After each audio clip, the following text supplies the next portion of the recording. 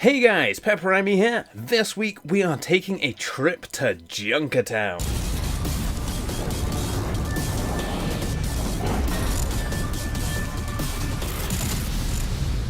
Welcome to Junkertown.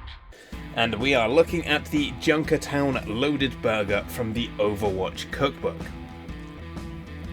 Now for each burger you want to make, you will need 200 grams of beef mince, half a teaspoon of chili flakes, half a clove of minced garlic, 1 slice of cheese, this can be any cheese of your choice.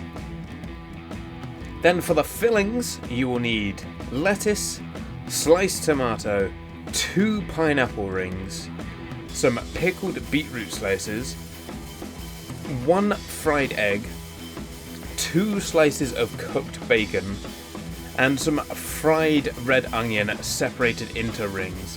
And lastly, of course, some nice good quality toasted burger buns. This is the second time I have made this. The first time round I used my brioche buns, and the second time round I just used generic store-bought burger buns. I honestly think the brioche buns were a lot better for this. They're a lot lighter and a lot fluffier, considering this is quite a dense burger as it is. So a light, fluffy bun really does bring this together much better. There will be a link to the brioche buns at the end of this video.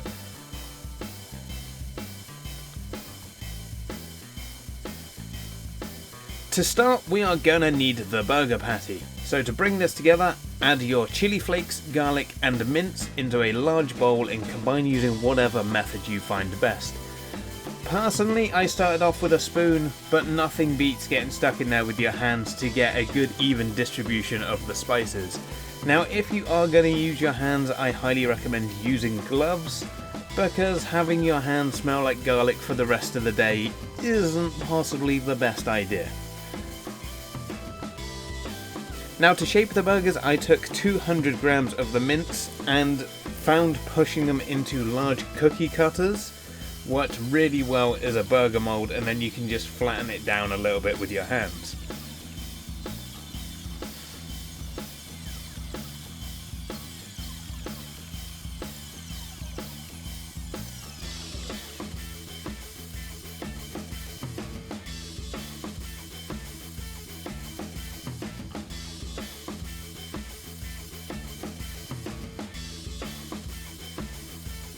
Once your burgers are formed, heat a frying pan that they can all fit in preferably to a medium-high heat and cook your burgers for 3 to 5 minutes on each side, depending how well you like your burgers. Now personally, when I did this the first time round, I only cooked 2 burgers and my cast iron pan worked absolutely amazing for this, but this time I'm cooking 4 burgers and I just can't fit 4 burgers in my cast iron. But with a nice heavy cast iron pan, you are going to get a really nice crunchy seal on both sides of the burger. If you can't tell, I really like my cast iron pan. Once cooked, place a slice of cheese on top of each burger and then cover your pan, letting the steam melt the cheese over the burger. And then simply remove from the pan and keep warm somewhere whilst you prepare the rest of your burger filling. If you have not done already, fry your bacon in the same pan and then drape over the cheese. What I did is I doubled up my bacon and then just cut it in half so it was shorter but it was thicker, if that makes sense. And then just draped that over the cheese. And then sear your pineapple in the same pan to get all those delicious burger and bacon flavour into the pineapple, and also you get a little bit of colour and heat so you're not biting into a cold slice of pineapple. And then finally fry up your onion and then give your pan a quick wipe and fry your egg.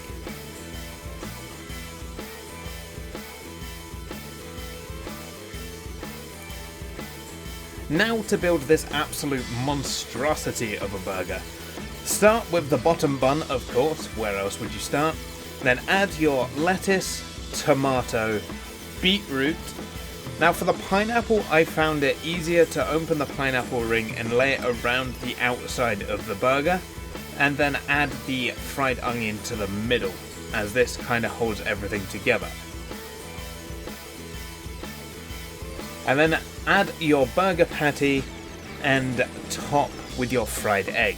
And then, of course, the top burger bun. Now, I highly recommend using a barbecue or bamboo skewer to hold this thing together, and I would absolutely love to have done a cross section of this burger, but the second I cut it in half, it just kind of imploded. But I do luckily have a cross section from the first time I cooked this using the brioche buns, which should be up on screen now.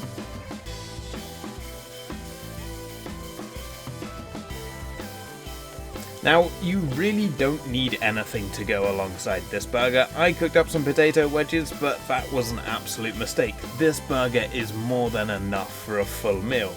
And also, I didn't use any sauces in this burger as the pineapple added a nice moist layer, but you could easily add some sauce to either side of the bun. But anyway, that wraps up this week's absolute beast of a burger. I hope you guys enjoyed this. I know it's been a while since I did say I was going to make this video. Let me know down below what you thought of this burger and if you are going to consider making it for yourself. And I will see you all again next week. Thanks for watching.